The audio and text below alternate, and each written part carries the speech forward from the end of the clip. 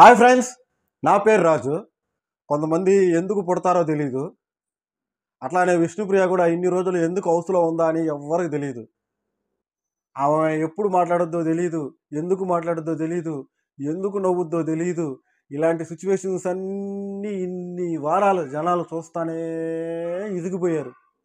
మొత్తానికి జనాలకి ఈరోజు విముక్తి కలిగింది.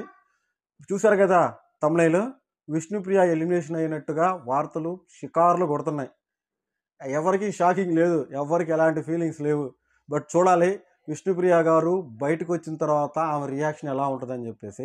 అందరికీ ఉన్నట్టుగా ఈమెకుంటే కుదరదు, ఎందుకంటే ఈమె మొదటి నుంచి కూడా ఫ్యాన్ ఎక్కువగా ఉన్నారు.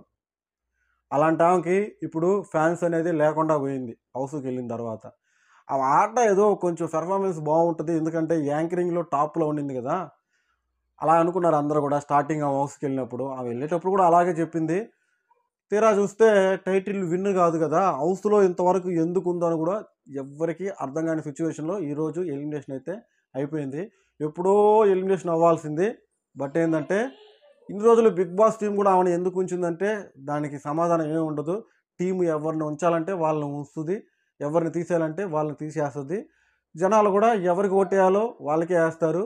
ఓట్లు లేకపోయినా కూడా టీం అనేది ఎవరిని ఉంచాలో వాళ్ళని ఉంచింది ఇన్ని రోజులు. ఓకే గాయస్, విష్ణుప్రియ గారు, బాయ్ బాయ్.